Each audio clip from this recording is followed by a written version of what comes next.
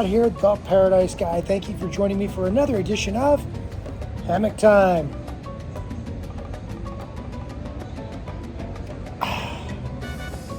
Never gets old.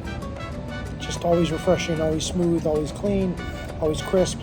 Love the lime, love the salt, and I love drinking it up here on the rooftop with you.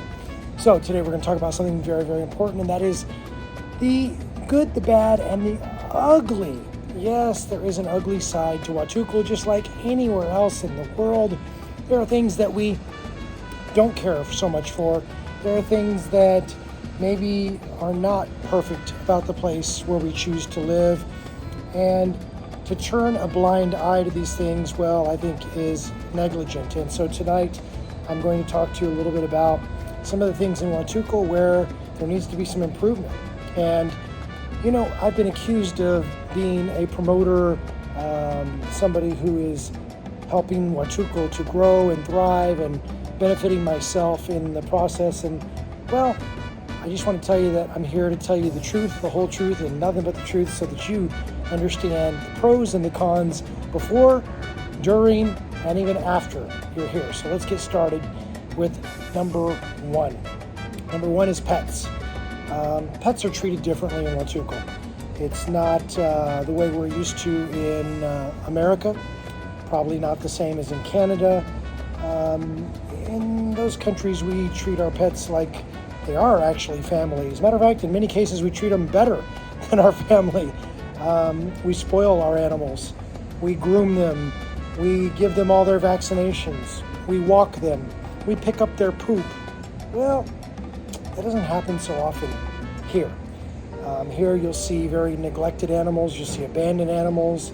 The other day, unfortunately, there was a bag of kittens, a black plastic bag of kittens on the side of the road that somebody just tied in a knot and set the cats out on the road to, well, unfortunately, probably die.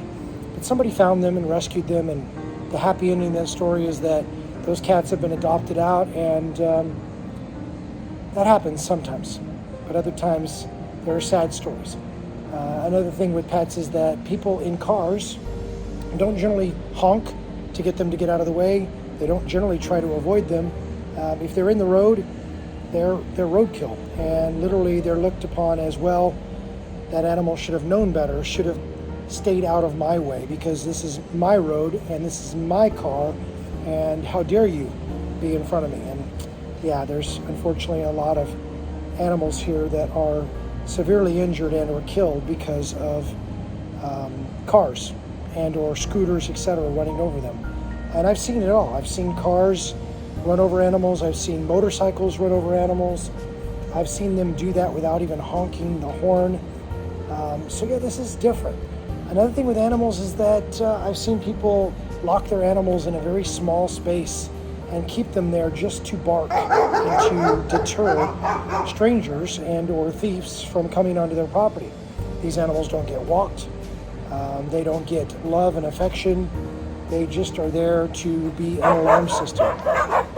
So yeah, there's one of the things about pets that are not so great here. But if you want to make a difference, contact me at info@paradiseguy.com, and I will connect you with people that are here to help these animals, to get them spayed and or neutered, to get them adopted, to get them off the street, to keep them safe, to get them vaccinated. All of these things are possible with people like you that want to help out. So contact me soon about that. Next, let's talk about trash. Trash is unbelievable here. If you go to the nice parts of town, yeah, there's trash receptacles and trash is taken care of. But if you come to the other parts of the Huatulco area, you'll notice there's not even trash receptacles anywhere. So literally in the neighborhood where I live right now, if I'm walking down the street and I have trash, there's nowhere for me to throw it except for on the ground. There's no trash receptacles, there's no dumpsters, and when the trash truck comes a couple times a week, you have to wait and listen for it. And when it pulls up in front of your house, you have to run out with your trash, throw it in the back of the truck. No, nobody's there to help you. And if you don't do that, well, guess what? You're stuck with your trash. And so what happens is when you walk around these neighborhoods, you see tons and tons of trash everywhere. When a big rainstorm happens, you're going to see trash running down the streets like rivers of trash. It's discouraging. And what's really discouraging about it is we live on the Pacific Ocean, and the beaches here are unbelievable, and eventually all of that trash makes its way into the drainage ditches and or washes all the way to the ocean just through the streets. And that trash in the ocean ends up washing up on the beaches. It ends up polluting the oceans in general, and it's not a good thing. So that's number two things that I don't really appreciate about Huatulco and or Mexico in general. So what's another thing that I don't appreciate? Well, how about alcoholism? Yeah, it's a real thing. I live near a large grassy area, which these are the medians between the roads that you'll find here. Some people call them parks. They're not really parks, but they're big grassy areas, and they have lots of flowers and trees and, well, grass, of course. And this is where a lot of the homeless people sleep and defecate and urinate and throw all of their trash and drink themselves into oblivion. And you know, when you're walking every single day around and you're seeing people sleeping on the sidewalk, and you're seeing people sleeping in the parks, and when I say sleeping, I mean passed out, it's tragic because nobody's trying to take care of these people. Nobody's offering them a hand up. Nobody's offering them a solution. These people very often don't eat, except for maybe once a day. Maybe they are able to find enough money to get a taco. And the rest of the time, they figure out how to get enough money to get mezcal. You see the empty bottles of cheap mezcal all over the park. You see the remnants of the drugs that they're using, and it's sad. But when people see these people, they just walk over them, around them. Nobody stops to help. And so that's another thing that bothers me a little bit about living here, but I respect the fact that this is Mexico.